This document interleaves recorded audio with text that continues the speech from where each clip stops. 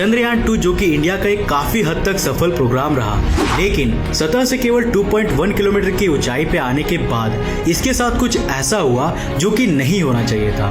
12 सितंबर 1959 lunar 2 Russia का चांद के ऑर्बिट में जाने का छठा कोशिश, मिशन सक्सेस। रशिया अपने छठे मिशन में चांद के ऑर्बिट में जा पाया था, लेकिन नासा अभी भी इस काबिल नहीं हो पाया था। नासा को अपने 12वें मून मिशन में, जो था रेंजर 7 स्पेसक्राफ्ट, जिसे 28 जुलाई 1964 को लॉन्च किया गया था, में कामयाबी मिली थी।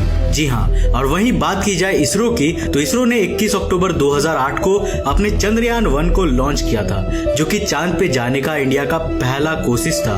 और आप सब जानते ही होंगे कि इसरो के चंद्रयान 1 ने न केवल सक्सेसफुल मिशन को अंजाम दिया, बल्कि चांद के नॉर्थ पोल में जमे हुए वाटर आइस की खोज करके पूरी दुनिया के नजरों में छा गया।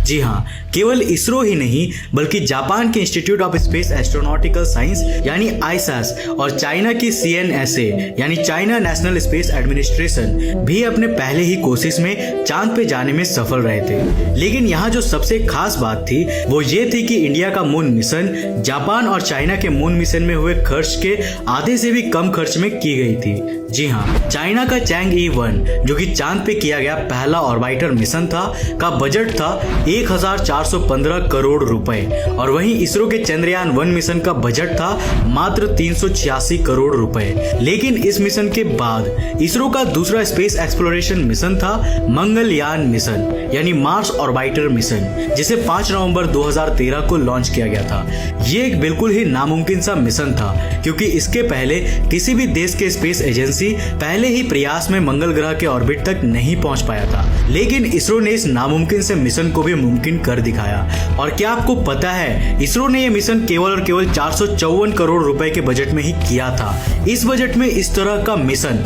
कोई भी अन्य स्पेस एजेंसी कर ही नहीं सकती। यही खासियत है हमारे इसरो की। लेकिन हाल ही में इसरो के द्वारा की गई मिशन चंद्रयान 2 में ऐसा क्या कमी या खराबी आ गई जिसकी वजह से हमारा लैंडर सही से लैंड नहीं हो पाया, और अब इसके आगे क्या होगा, जानेंगे आज के इस एपिसोड में। 31 जनवरी 1966 रशिया का ल्यूना 9 E6 नंबर 3 यही इतिहास का पहला स्पेस क्राफ्ट था जो चांद के सतह पे सही सलामत लैंड हुआ था।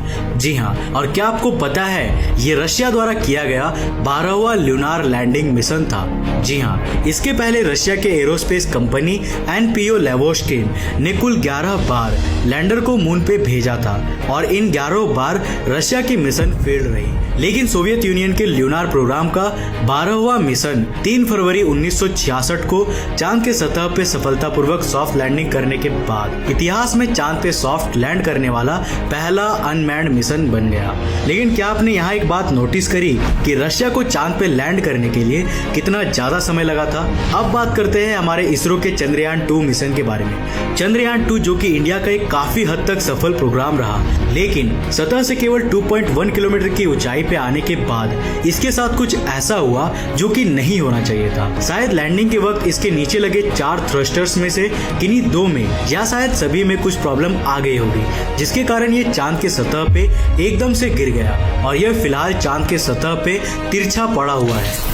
लेकिन शुरुआत में इसकी लैंडिंग बिल्कुल सही तरीके से हो रही थी। इसके लैंडिंग प्रोसेस को कुछ इस प्रकार से तय किया गया था। रफ ब्रेकिंग फेज, यहाँ लैंडर के नीचे की ओर लगे चारों थ्रस्टर्स लैंडर को धीरे धीरे धीमा करेंगे और लैंडर को धीरे धीरे अपने लैंडिंग साइट की ओर लेकर जाएंगे। सतह से करीब 30 किलोमीटर के एल्टीट्यूड पे एब्सोल्यूट नेविगेशन फेज को स्टार्ट किया जाएगा, जिसमें का बैंड अल्टीमीटर 1, लैसा यानी लेजर अल्टीमीटर और एलपीडीसी यानी लैंडर पोजीशन डिटेक्शन कैमरा को एक्टिवेट किया जाएगा। इसके बाद आती है फाइन ब्रेकिंग फेज, जहां लैंडर को काफी हद तक सीधा किया जाएगा और उसमें लगे लैंडर पोजीशन डिटेक्शन कैमरा यानी एलपीडीसी के मदद से लैंडर के उतरने के सही जगह को चुना जाना था। जगह तय होने के बाद आता है होवरिंग स्टेज, जहां लैंडर के केवल 2 इंजन्स को ऑन रखा जाता और इसे बिल्कुल धीरे धीरे सतह की ओर ले जाया जाता, और थोड़ी ही देर में विक्रम का चांद के सतह से टच डाउन होता। लेकिन यहीं पर गड़बड़ी आ गई। अचानक से विक्रम लैंडर के साथ संपर्क टूट जाने की वजह से वो हमारे कंट्रोल में नहीं रहा और एकाएक चांद के सतह पे गिरा। इस हार्ड लैंडिंग की वजह से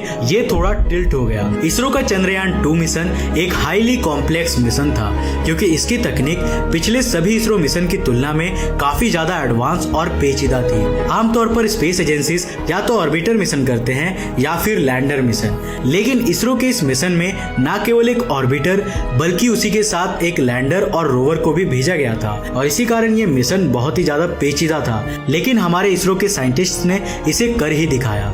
इसरो के चेयरमैन के सिवान ने बताया कि अगर चंद्रयान 2 मिशन की सफलता की बात की जाए तो इस मिशन के हर एक फेज में हमने मिशन ऑब्जेक्टिव्स यानी मिशन के लक्ष्य का 90 से 95% भाग को हासिल कर ही लिया है। यानी हमारे लिए चंद्रयान 2 मिशन का केवल 5% भाग ही फेलियर हो सकता है। लेकिन इस लैंडिंग के जरिए हमने काफी कुछ नया सीखा है, और सबसे बड़ी चीज होती है हमारी यही एक्सपीरियंस, जो हमें दिन ब दिन और ज्यादा एडवांस बनाती है। कम्युनिकेशन खोने के बाद भी हमने विक्रम लैंडर के एग्जैक्ट लोकेशन को ट्रैक कर ही लिया है। अब बस उससे संपर्क साधने की देर है। क्या आपको पता है चंद्रयान 1 मिशन, जिसे 22 अक्टूबर 2008 को लॉन्च किया गया था, ये एक ल्यूनार ऑर्बिटर मिशन था, और वैज्ञानिकों के अनुसार ये ऑर्बिटर 2 साल तक चांद के ऑर्बिट में ऑपरेट कर सकता था। लेकिन 28 अगस्त 2009 को अचानक ही इस स्पेसक्राफ्ट का कम्युनिकेशन खो गया। ये प्रोब केवल 312 दिन ही हमारे कंट्रोल में था, और वैज्ञानिकों के अनुसार साल 2012 तक ये स्पेसक्राफ्ट चांद के सतह पे क्रैश होने वाला था।